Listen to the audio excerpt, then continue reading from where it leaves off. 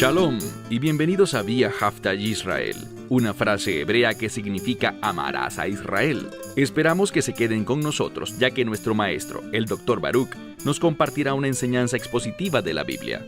El Dr. Baruch es profesor titular del Instituto Sera Abraham, con sede en Israel. Aunque todos los cursos en el instituto se imparten en hebreo, el Dr. Baruch se complace en compartir esta enseñanza en inglés con doblaje al español. Para más información, visítenos en amarasaisrael.org o descargue nuestra aplicación móvil Mi Estudio Bíblico. Aquí está Baruch y la lección de hoy.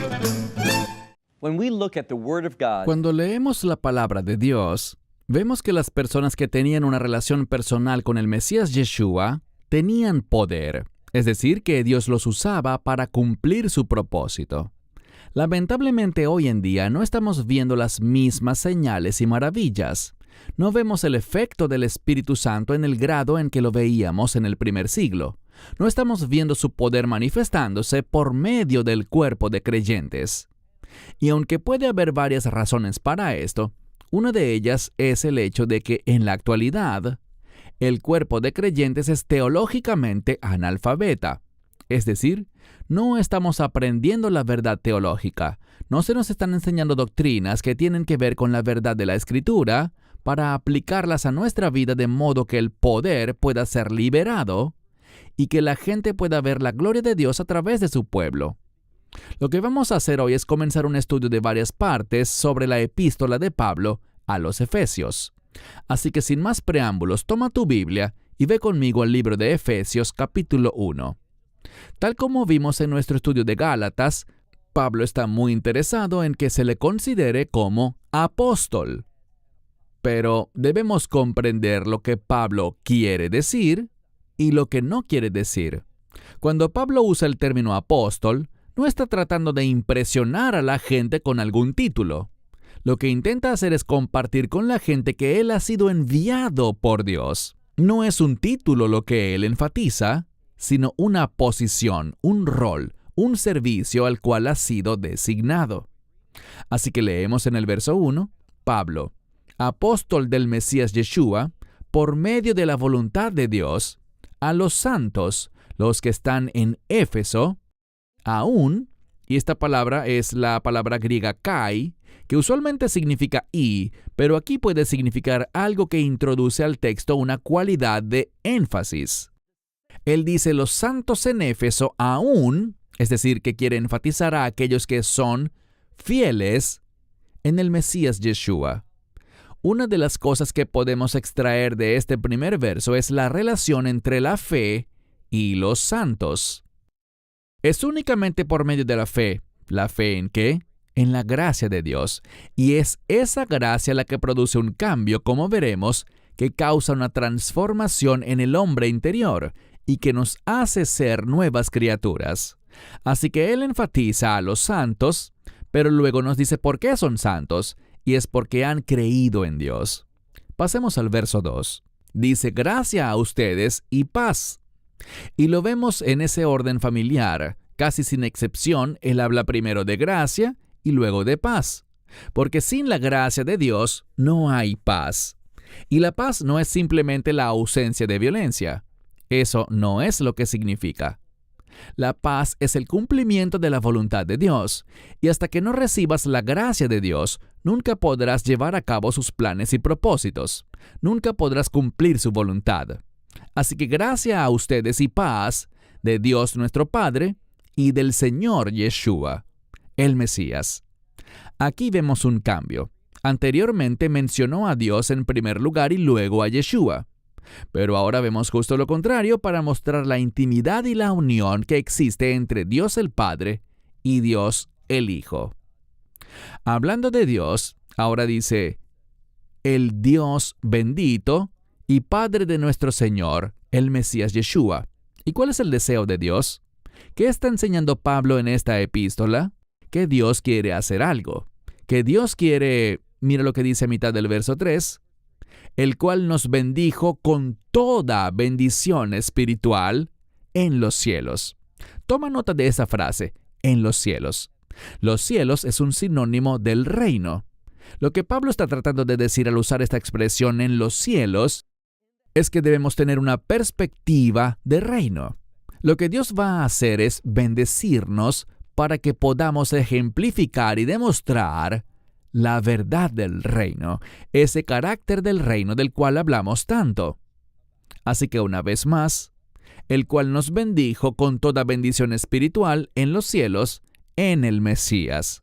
Por cierto, esta es la segunda vez que vemos esta expresión en el Mesías.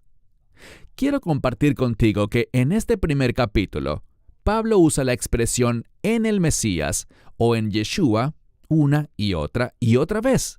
A lo que se refiere aquí es a la salvación. Esta es una gran epístola que expone para nosotros la verdad de la salvación. Lo que él quiere decirnos es que no hay salvación fuera del Mesías, que uno tiene que estar en él, y no está hablando únicamente de la salvación, sino del resultado de la salvación, que es la santificación. Este cambio por el cual la voluntad, los propósitos, la santidad, la justicia de Dios, su gloria, se manifiestan a través de su pueblo. Todo depende de ¿qué?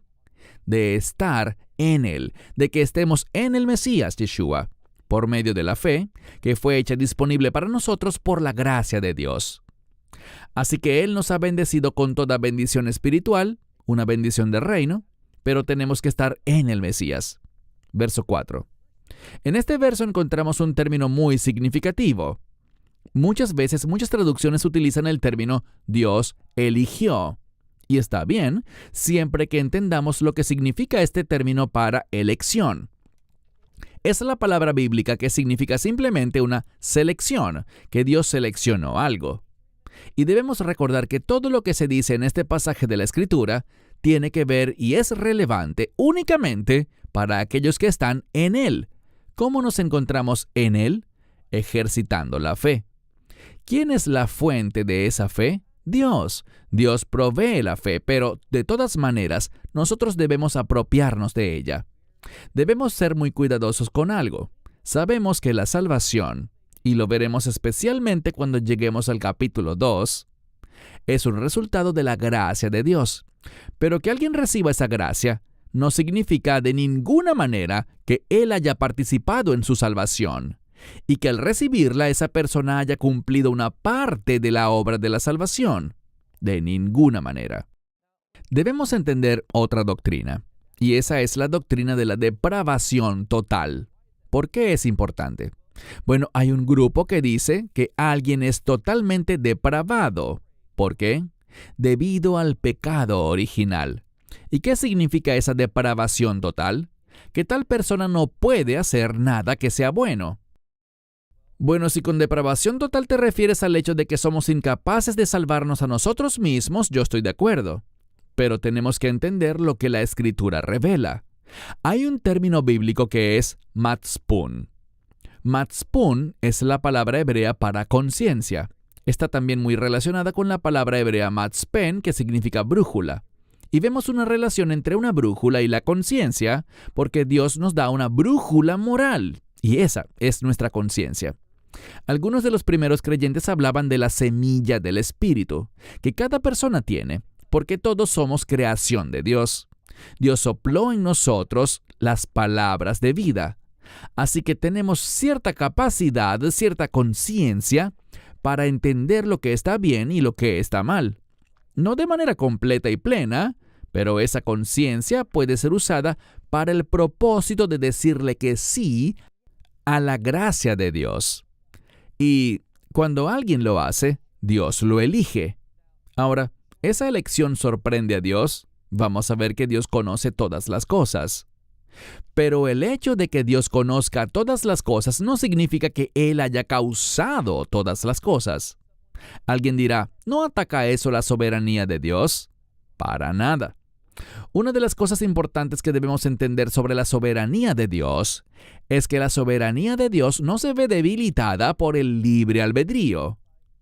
Lo que quiero decir se hará más claro en un momento, pero mira de nuevo el verso 4.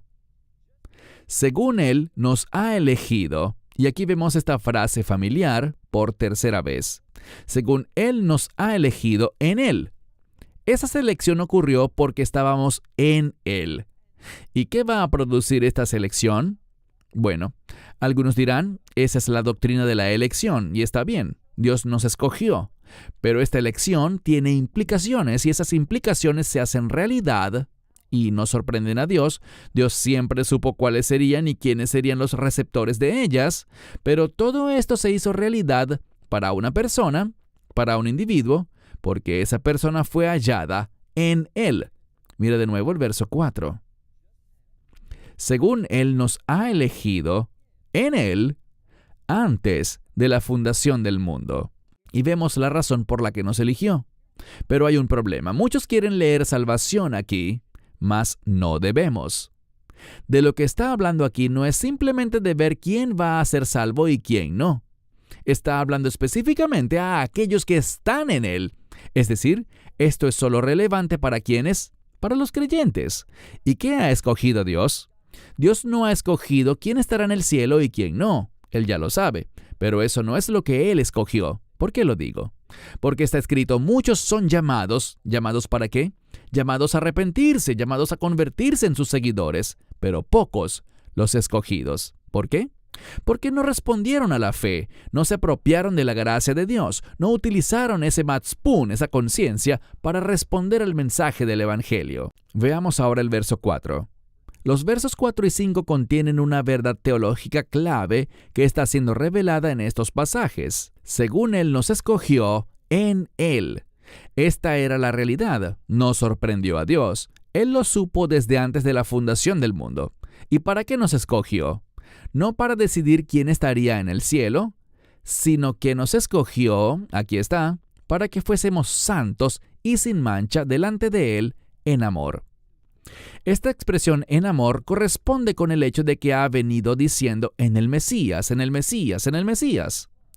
Nos dice que solo llegamos a ser receptores del amor cuando estamos en el Mesías. Pero aquí está la clave. Dios ha escogido a los que están en Él para que sean sin mancha, justos y rectos delante de Él. Como dice aquí, santos y sin mancha ante Él, en amor. Verso 5. En el verso 5 nos encontramos con otra de esas palabras teológicas profundas. Y de la misma manera que algunos quieren usar el término elección y añadirle un montón de bagaje teológico, de la misma forma, la palabra que vemos en el verso 5 también quieren sacarla de contexto y hacerla decir lo que no dice. La palabra de la que hablo es predestinación. Te pregunto algo. Cuando oyes predestinación, ¿en qué piensas? Lo que se enseña en muchos círculos teológicos es que Dios determinó de antemano, predestinación, predeterminado, ¿qué dicen que predeterminó? ¿Quién estará en su reino y quién no? Eso no es lo que puedes derivar de ninguna parte de la Escritura, y ciertamente no en este pasaje donde aparece este término de la predestinación. Lo primero que me gusta preguntarle a la gente es literalmente qué significa esta palabra predestinación en el idioma bíblico. ¿Cómo está compuesta? ¿Por qué palabras? Bueno, cuando la examinas es la palabra pro-orizo. Eso es importante. Orizo viene de la palabra orao. Vamos a desglosar esto. La palabra pro significa antes y la palabra orao significa ver. Así que lo que dice es lo que Dios ha visto de antemano. ¿Y qué ha visto? Pues justo lo que aprendimos. Dios ha visto de antemano quiénes serán santos y sin mancha en Él. No es una palabra causativa. Dios simplemente lo vio. ¿Y por qué lo vio? Porque Él es el autor de eso. ¿Por qué eso es importante? Porque Él lo ha hecho realidad. Él nos dio el Evangelio, que es el medio para hacerlo realidad. Pero, de nuevo, todo lo que estamos estudiando solo es relevante ¿para quién? Para los que están en Él. Mira de nuevo el verso 5. En esta palabra pro-orizo está la palabra orizo, que según los eruditos tiene que ver con cortar un patrón. Se usaba fuera del lenguaje bíblico, es decir, en el griego del Nuevo Testamento se usaba para hablar de confeccionar algo, como el patrón o el molde para un vestido o una prenda de vestir de cualquier tipo. Y lo que significa es esto.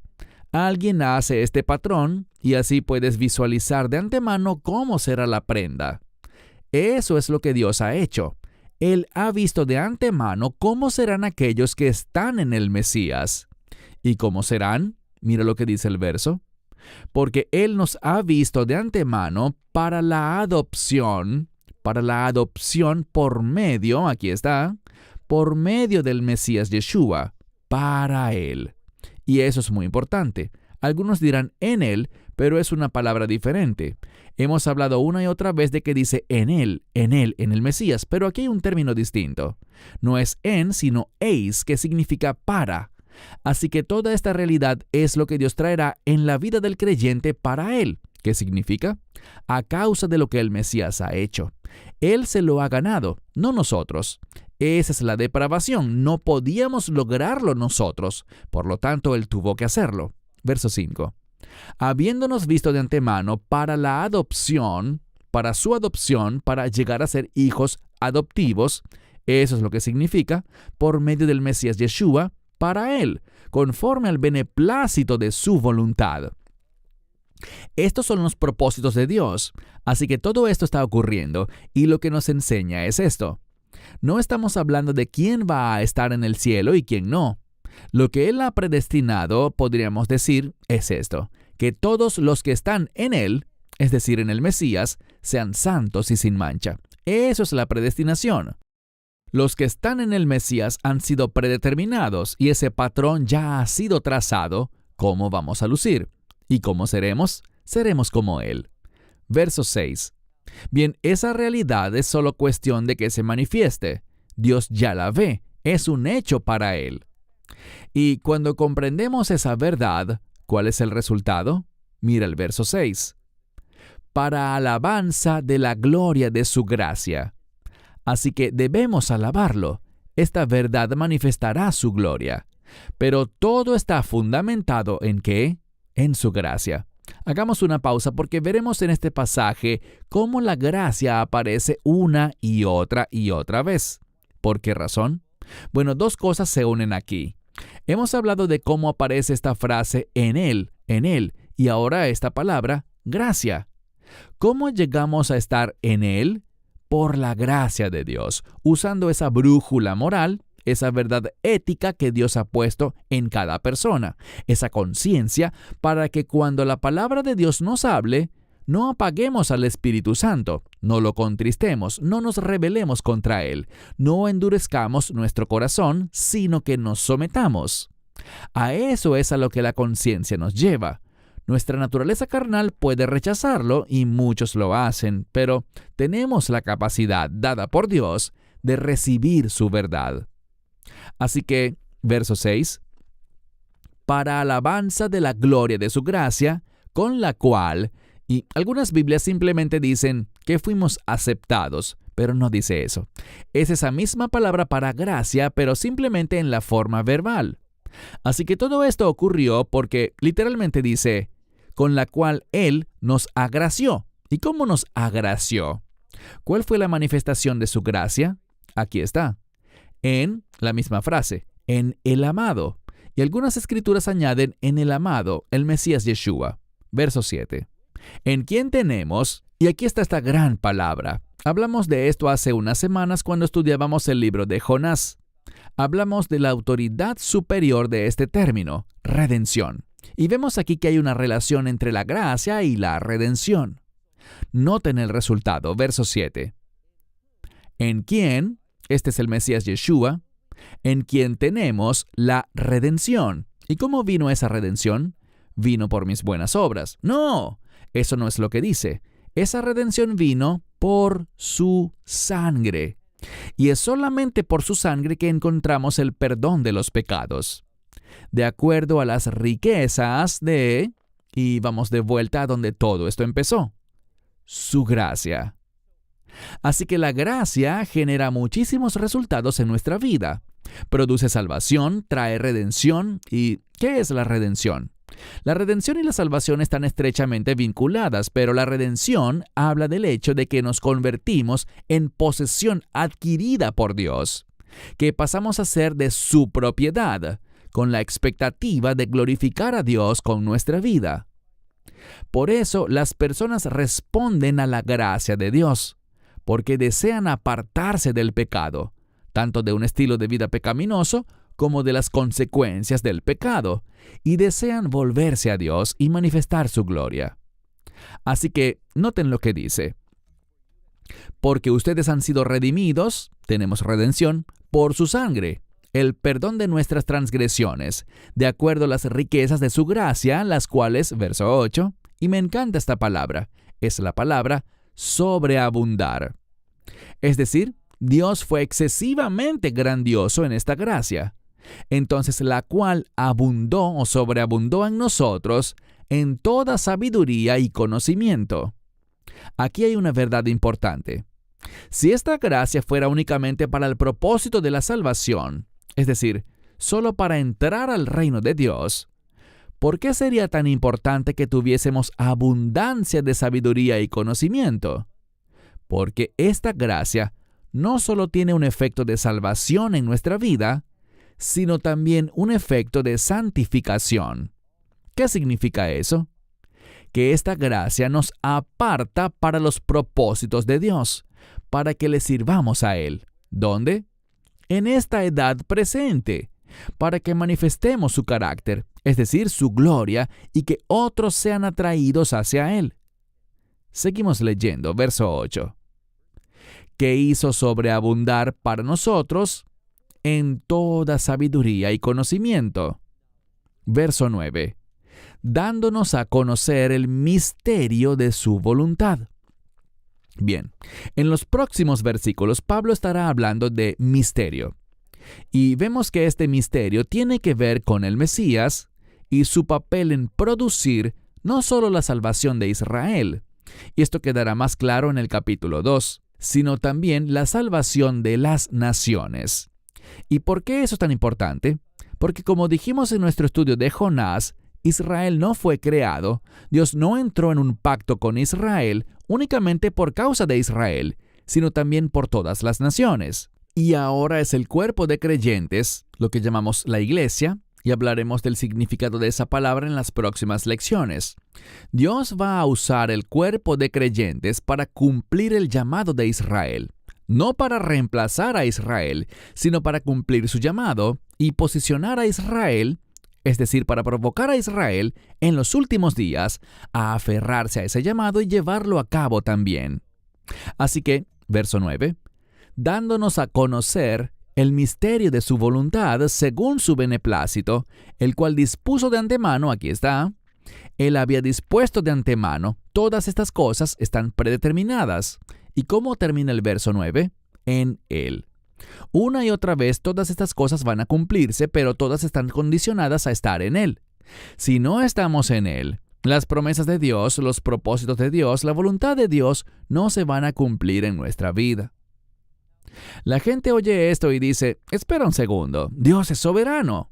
¿Cómo es posible que los propósitos y planes de Dios no se cumplan en la vida de una persona? Debido a la rebeldía, debido al orgullo, por culpa de aquellos que endurecen su corazón. No es por Dios. Uno de los principios importantes de la Escritura es ver por qué alguien tiene un corazón endurecido, y es porque rechaza la revelación de Dios, tal como lo hizo Faraón. Bien, avancemos al verso 10. Leemos aquí, y algunas Biblias lo traducen como la dispensación, pero es la palabra de donde proviene el término economía. Y nos habla de la economía en el sentido de administración. Así que el verso 10 dice, para la administración o el manejo en la plenitud de los tiempos, que traerá, y aquí una palabra muy importante. La mayoría de las Biblias la omiten, pero es la palabra cabeza, es decir, traer todas las cosas y ponerlas bajo su cabeza, o sea, bajo su señorío. Una vez más, lo que vemos es esto, que es en Él que tenemos el privilegio de someternos. Solo por la gracia de Dios tendremos la capacidad de someternos y ser reunidos. Él reunirá todas las cosas, traerá todas las cosas bajo su señorío en el Mesías.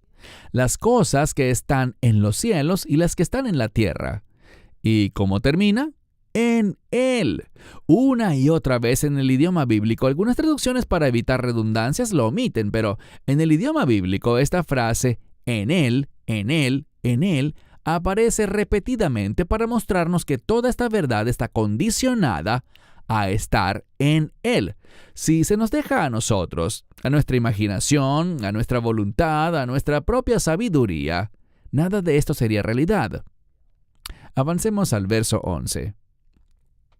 En Él también, y aquí un importante término, en Él también tenemos la herencia, ¿verdad? Dice, en quien también tenemos la herencia, ¿de qué? De algo muy importante, que Dios ha predeterminado. ¿Eso es lo que dice? No, es la misma palabra para ver algo de antemano. Esta herencia, quiero enfatizar que esta herencia está relacionada con el reino. Así que lo que Dios tiene para nosotros está vinculado al reino. Y todas estas cosas Él las vio de antemano, Él las conoce. Y todo esto está ligado a nuestra herencia. Por eso dice el verso 11, en quien también tenemos una herencia, habiendo sido predestinados o vistos de antemano, conforme a lo que Él dispuso. Dios lo dispuso así. Una de las maneras como podemos entender esto es la siguiente. Dios ha creado su reino. Sabemos que dice el libro de Apocalipsis que su reino descenderá del cielo. Así que todo eso es una realidad. Él lo ha visto porque es una realidad incluso hoy en día. Y esa es nuestra herencia. No es algo que aún no se haya producido, es una realidad y podemos heredarla. ¿Pero cómo? ¿Qué dice aquí? Dice, el cual hace todas las cosas conforme al propósito de su voluntad, a fin de que, y me encanta esto, a fin de que nosotros, para alabanza de gloria, hayamos esperado de antemano. ¿Qué significa eso? Bien, la palabra esperar está relacionada con promesa en el idioma bíblico. Así que Dios ha establecido estas promesas de antemano. ¿Dónde? Principalmente en el pacto abrahámico. Dios las ha hecho una realidad, por lo tanto son una herencia. Dios las ha visto de antemano, las ha señalado, y todas están atadas ¿a qué? A una cosa. Noten lo que dice. Todas están atadas a que nosotros estemos en Él, y el resultado de eso es la alabanza de su gloria, en lo cual ¿qué? Hemos esperado previamente, es decir, lo hemos visto escrito de antemano, y todo se resume, miren cómo termina, verso 12, ¿cómo? En el Mesías. Un gran ejercicio es repasar estos primeros 12 versos de Efesios capítulo 1 y ver cuántas veces aparece esa frase, en Él, porque todo lo que Dios ha predeterminado está condicionado a estar en Él. Se terminó el tiempo. Hasta la próxima semana, cuando continuaremos estudiando Efesios capítulo 1. Esperamos que te hayas edificado con el mensaje de hoy y lo compartas con otros. Te invitamos a seguir nuestros estudios cada semana por este canal y por el portal de YouTube de Amarás a Israel. También puedes descargar nuestra aplicación móvil gratuita, Mi Estudio Bíblico. Finalmente, para obtener más información sobre nosotros, visita nuestra web amarasaisrael.org, donde encontrarás otras conferencias de Baruch en audio, video y texto. Hasta el próximo programa. Que el Señor te bendiga en Yeshua HaMashiach, Jesús el Mesías, mientras caminas con Él. Shalom desde Israel.